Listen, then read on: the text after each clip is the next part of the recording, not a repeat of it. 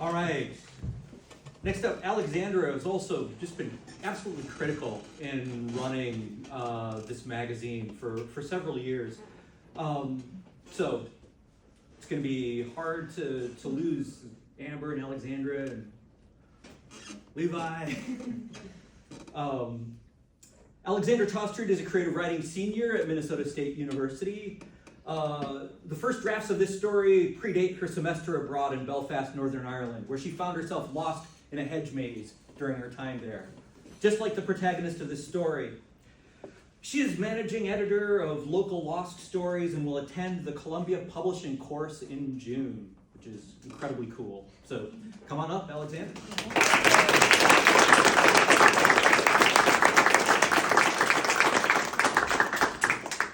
So this is a Shucky Situation, and as the name entails, there's a lot of corn.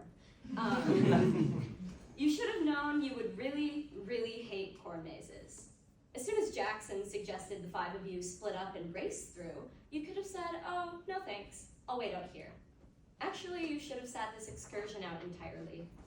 There was a small hedge maze where you grew up, only a few acres total. You were 7, at a birthday party for someone in your class. All the girls from your year were there, but in hindsight, you would have felt less left out if she'd neglected to invite you. In between cake and presents, everyone set out in twos and trios. They left you at the mouth of the maze, trying to kick dirt off your sneakers until the birthday girl's mother shooed you into the abyss. A couple of hours later, they found you curled up alone in a small gap between hedge lanes, with a pigeon pecking at your clothes for pizza crumbs while you cried. Your parents didn't take you to many birthday parties after that. That childhood catastrophe is eerily similar to this one. As you wander the rows of corn by your lonesome, you should have stayed in your dorm, contently watching movies while safe and warm beneath blankets. Instead, you're here, stranded in Happy Pumpkin Fall Fun Farm's corn maze. Who names their farm, their entire livelihood, Happy Pumpkin Fall Fun Farm? Between that and the dozens of 2-star reviews on Yelp, this was destined for disaster. The farm closed 2 hours ago, according to your watch. Not that you could know for sure, you're stuck in the middle of this damn maze. They probably left without you, probably high-fived each other as they finished, probably forgot there was a 5th person in their party, wedged in the center of the back seat on the drive over. Lindsay might notice and try to call when she hopped on the elevator back to your shared hall, alone. Or she might be too intoxicated from your rounds of hard cider earlier to care. Either way, it's the end of the month and you're out of data. There's only one key difference between this chilly September night and that sunny Saturday back home all those years ago. You haven't resorted to curling into a ball yet.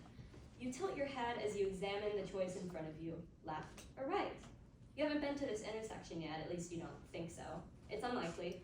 Happy Pumpkin Fall Fun Farm boasts the largest continuous corn maze in the upper Midwest, with over 16 acres of pure hell.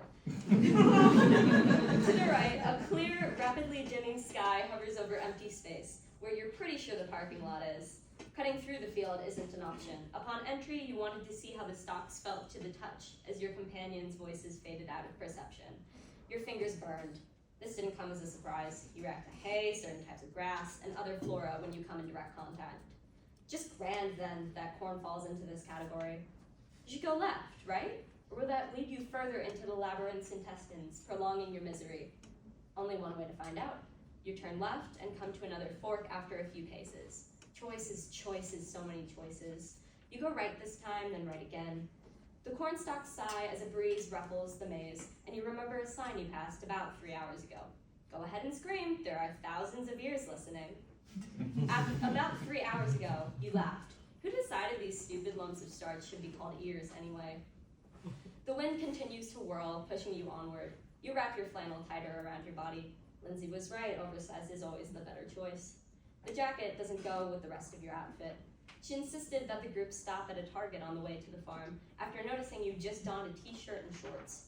It's perfect right now, but by sunset you'll be regretting it, she said, tossing sweaters and hoodies your way. The 3 boys, Jackson, tall blonde, and university baseball hat, waited in the car. You don't know them. Lindsay invited you along last minute this morning as you crossed paths in the communal bathroom. You had nothing better to do. Jackson was Lindsay's current fling, and you were Lindsay's current best friend. I didn't think it would get that cold, you admitted. holding a burgundy quarter zip up against your chest before setting it in the discard pile. You picked Minnesota over somewhere warm for your semester abroad. That was your first mistake. Lindsay laughed and handed you a dark yellow flannel.